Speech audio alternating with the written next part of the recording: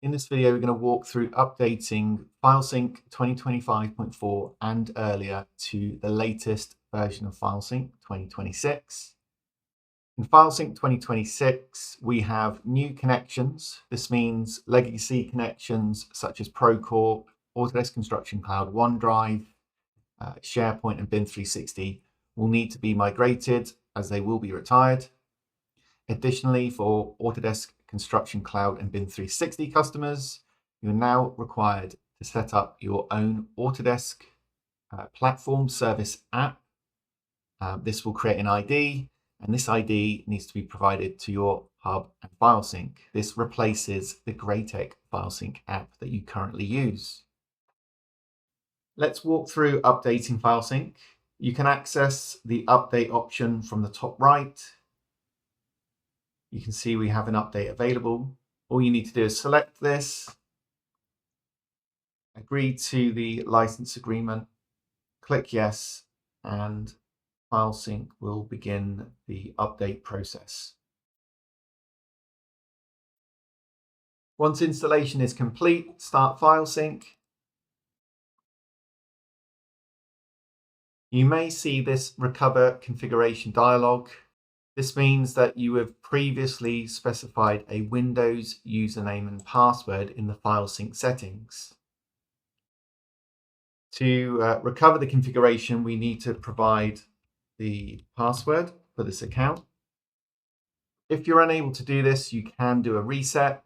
This will clear saved passwords and secrets, which you can set again later.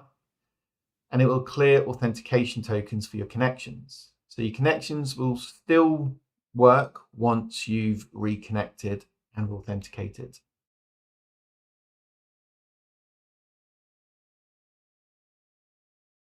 In FileSync 2026, to sync to or from the Construction Cloud or BIM 360, you must provide FileSync with a Autodesk Client ID and secret.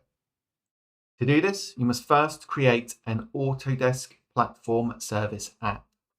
This app will then replace the GRAITEC FileSync app you first set up when you installed FileSync. For customers that are already using the Autodesk connector, there is no need to make any changes. Just ensure your ID and secret is still present. For those that have not created an Autodesk app, it is documented in the help. So we can get to that from the top right and go to help. Within our help section, you'll see platform authentication, and it provides all the steps for creating the APS app and then setting it up on your hub and then setting it up within FileSync. Let's walk through that process. So you go to Autodesk Platform Services. You'll need to register if you don't already have an account. Once you've registered, sign in, go to My Applications. You'll need to create a new application. Give the application a name. We're creating a traditional web app.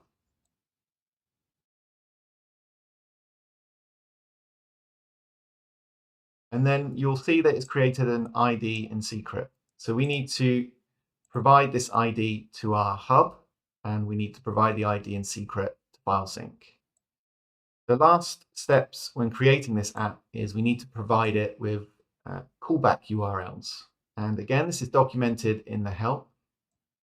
You need to copy the URL, paste the URL. We then need to add a second URL, again, return to the help and copy, paste that again. Once we've added the two URLs, we can save the changes. Next thing we need to do is set this app up for our hub. So we want to copy this ID, go to the Construction Cloud or BIM 360, go to your account admin,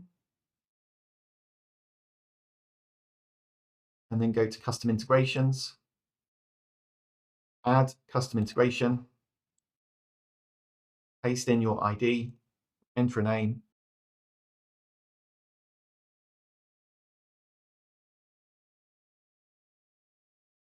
and then go to your apps go to My Apps, select GRAITEC File Sync, and uninstall.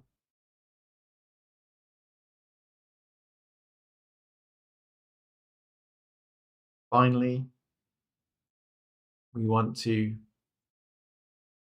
go to File Sync and enter the client ID,